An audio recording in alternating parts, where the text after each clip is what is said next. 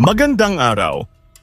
Sa video na ito, tatalakayin natin ang kabihasnan sa rehiyon ng Pacific, particular ang Polynesia. Isang rehiyon sa Pacific na kilala sa dami ng mga pulo, lawak ng karagatan, husay sa paglalayag, at mayamang kultura. Bago tayo dumako sa Polynesia mismo, unahin muna natin ang mas malawak na rehiyon kung saan ito kabilang, ang Pacific Islands o Oceania. Ang Pacific Islands o Oceania ay binubuo ng humigit kumulang 20,000 hanggang 30,000 pulo na nakakalat sa Pacific Ocean. Marami sa mga pulong ito ay may mababang lupain, maulang klima, at may iba't ibang uri ng halaman at punong hindi karaniwang makikita sa ibang lugar. Sa ilang bahagi ng Oceania, tulad ng New Guinea, Solomon Islands at Vanuatu, makikita ang mga kakapal na kagubatan. Mahalagang tandaan na ang mga lugar na ito ay bahagi ng mas malawak na Oceania, ngunit karaniwang inuuri sa Melanesia, hindi sa Polynesia. Ipinapakita lamang ng mga halimbawang ito kung gaano kayaman at magkakaiba ang kapaligiran sa Pacific Islands. Dahil sa kagandahan, kasaganaan, at likas na yaman ng maraming pulo sa Pacific, tinatawag din ang mga ito bilang Garden of Eden. Sa kasalukuyan, isa sa pinakamahalagang industriya sa maraming pulo tulad ng Tahiti, Hawaii, Samoa at iba pa ang turismo. Ngayon naman, tutukan natin ang pangunahing paksa, ang Polynesia. Ang salitang Polynesia ay mula sa mga salitang Griego na poly na nangangahulugang marami at nesos na nangangahulugang pulo. Kaya ang Polynesia ay literal na nangangahulugang maraming pulo. Lokasyon at katangian ng Polynesia. Ang Polynesia ay matatagpuan sa gitna at silangang bahagi ng Pacific Ocean. Karaniwan itong inilalarawan bilang isang malaking tatsulok na tinatawag na Polynesian Triangle. Ang tatlong pangunahing sulok ng Polynesian Triangle ay Hawaii sa hilaga, New Zealand o Aotearoa sa timog kanluran, at Easter Island o Rapa Nui sa silangan.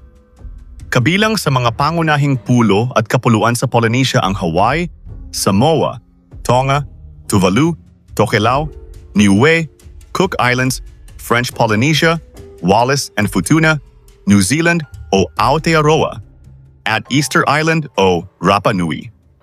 Mapapansin na malawak ang sakop ng Polynesia, ngunit ang mga pulo nito ay kadalasang maliliit at magkakalayo. May ilang pulo ring nabuo mula sa mga bundok o bulkan na ang malaking bahagi ay nakalubog sa dagat. Dahil dito, naging napakahalaga sa mga Polynesian ang karagatan, paglalayag, pangingisda, at pakikipag-ugnayan sa ibang pulo. May iba't ibang uri rin ng lupain at pinagkukunan ng yaman ang mga pulo. Dahil hindi pare-pareho ang likas na yaman sa bawat lugar, natutong makipagpalitan ng produkto ang mga tao mula sa iba't ibang pulo.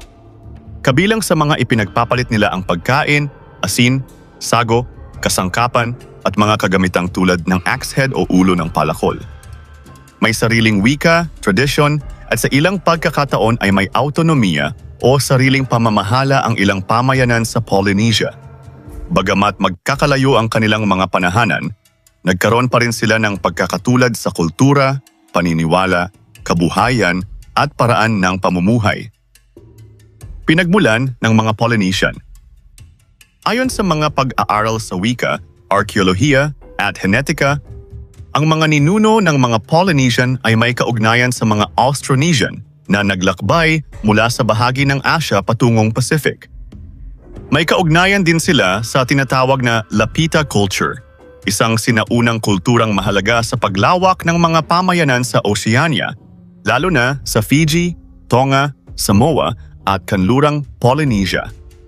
May ilang pag-aaral din tungkol sa posibleng pakikipag-ugnayan ng ilang Polynesian sa mga katutubong tao ng South America bago dumating ang mga Europeo.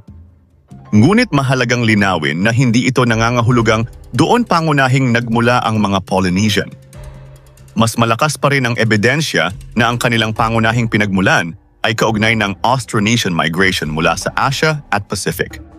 Sa madaling salita, ang pinagmulan ng mga Polynesian ay bunga ng mahabang paglalakbay, paglipat, at pakikipag-ugnayan ng mga tao sa iba't ibang bahagi ng Pacific. Pamumuhay at kabihas ng Polynesian. Ang kabihas ng Polynesian ay umusbong sa gitna ng malawak na karagatan. Dahil maliliit at magkakalayo ang kanilang mga pulo, natuto silang maging mahusay na mandaragat. Gumamit sila ng outrigger canoe at double-hulled canoe upang makapaglakbay sa malalayong bahagi ng Pacific Ocean. Ang bangkang may dalawang katawan o hull ay tinatawag ding catamaran, isang uri ng sasakyang dagat na mas matatag sa tubig at angkop sa paglalayag sa malawak at minsan ay mapanganib na karagatan. Hindi sila umaasa sa modernong compass o mapa.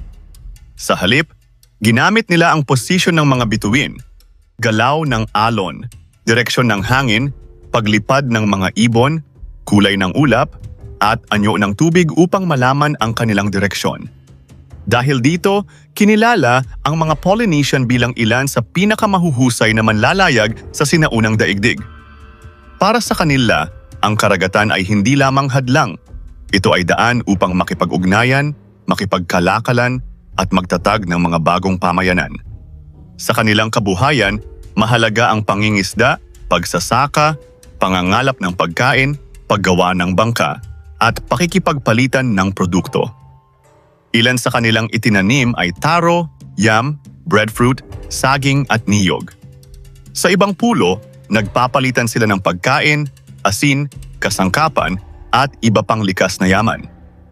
Bukod sa kabuhayan, mahalaga rin ang kanilang kultura at sistemang panlipunan. May sarili silang wika, tradisyon, paniniwala, sining at sistemang panlipunan. Sa ilang lugar, may mga pinuno o chief na namamahala sa pamayanan. Malaki rin ang papel ng pamilya, angkan, relihiyon, ritual, musika, sayaw, at oral traditions sa kanilang lipunan. Mahalaga rin sa ilang lipunang Polynesian ang konsepto ng mana at kapu. Ang mana ay tumutukoy sa banal, sagrado, o espiritual na kapangyarihan na maaaring taglayin ng isang tao, pinuno, bagay o lugar. Karaniwang iniuugnay ito sa kapangyarihan, karangalan, at autoridad ng mga pinuno. Samantala, ang kapu, na lalo nang iniuugnay sa ilang lipunang Polynesian tulad ng Hawaii, ay tumutukoy sa mga sagradong pagbabawal, tuntunin, o batas na gumagabay sa kilos ng tao sa pamayanan. Maaari itong ihalintulad sa isang code of conduct o sistema ng mga batas at regulation na dapat sundin ng mga tao. Sa pamamagitan ng kapu, napapanatili ang kaayusan, paggalang sa pinuno, at pagsunod sa mga paniniwala ng lipunan. Epekto ng heograpiya sa pag-unlad ng kabihas ng Polynesian. Una, nahubog ng karagatan ang kanilang husay sa paglalayag.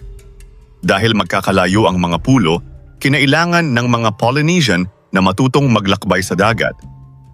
Dito umunlad ang kanilang kaalaman sa paggawa ng bangka, kabilang ang double-hulled canoe at catamaran, pati na rin ang pagbabasa ng bituin, direksyon ng hangin, galaw ng alon, at iba pang palatandaan sa kalikasan.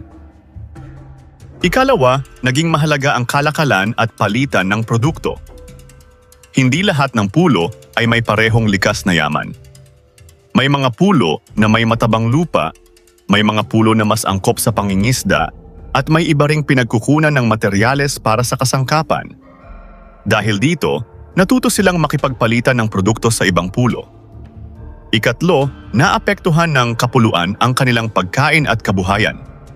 Dahil napapalibutan sila ng dagat, naging pangunahing kabuhayan ang pangingisda.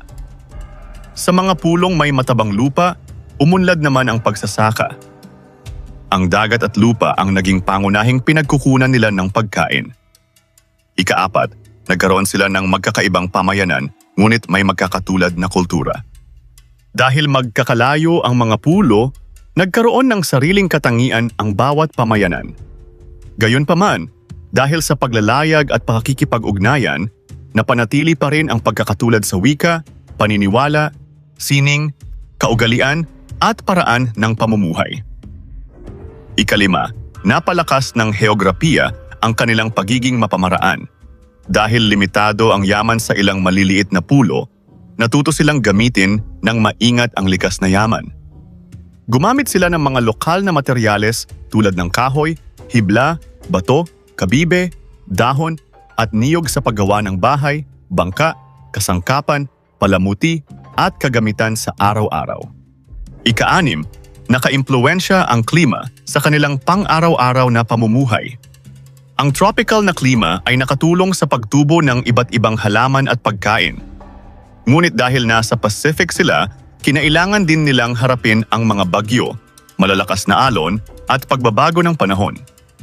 Ika-7, ang pagiging hiwa-hiwalay ng mga pulo ay nagpalakas sa pagkakakilanlan ng bawat pangkat. Ang bawat pulo ay nagkaroon ng sariling pinuno, tradisyon, ritual, at paraan ng pamumuhay. Kaya kahit magkakaugnay ang mga Polynesian, makikita pa rin ang pagkakaiba-iba ng kanilang kultura depende sa lugar na kanilang tinitirhan. Ika-8, ang karagatan ay naging tulay ng ugnayan. Para sa ibang kabihasnan, maaaring maging hadlang ang dagat. Ngunit para sa mga Polynesian, ang dagat ang naging daan upang makarating sa ibang pulo, makipagkalakalan, magpalaganap ng kultura, at magtatag ng bagong pamayanan. Ika-9, nakaapekto ang heograpiya sa kanilang paniniwala at kaayusang panlipunan. Dahil mahalaga ang kalikasan, dagat, at mga pinuno sa kanilang buhay, nabuo ang mga konseptong tulad ng mana at kapu. Ang mana ay nagbigay diin sa banal na kapangyarihan, samantalang ang kapu ay nagsilbing gabay sa mga tuntunin, pagbabawal, at kaayusan sa pamayanan. Mga ambag ng kabihas ng Polynesian. Una, ipinakita nila ang mataas na antas ng kaalaman sa paglalayag at nabigasyon kahit wala pang makabagong teknolohiya. Ginamit nila ang bituin, hangin, alon, ibon, ulap, at dagat bilang gabay sa paglalakbay. Ikalawa, nag-ambag sila sa larangan ng paggawa ng bangka, lalo na sa paggamit ng outrigger canoe, double-hulled canoe, at katamaran na angkop sa mahabang paglalakbay sa karagatan.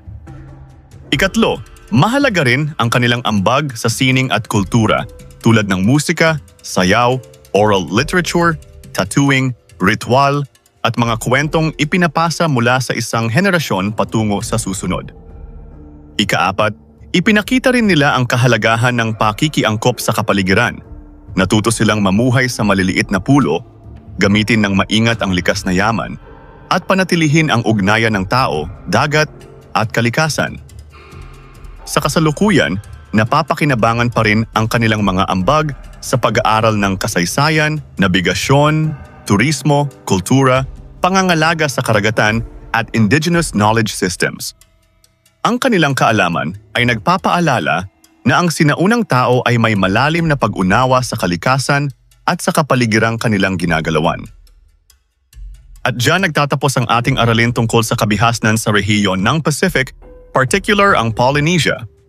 Isang rehiyon sa Pacific na kilala sa dami ng mga pulo, lawak ng karagatan, husay sa paglalayag, at mayamang kultura. Kung nakatulong sa iyo ang video na ito, huwag kalimutang i-like, mag-subscribe, at i-click ang notification bell para lagi kang updated sa mga susunod nating aralin. Hanggang sa muli, maraming salamat sa inyong panonood.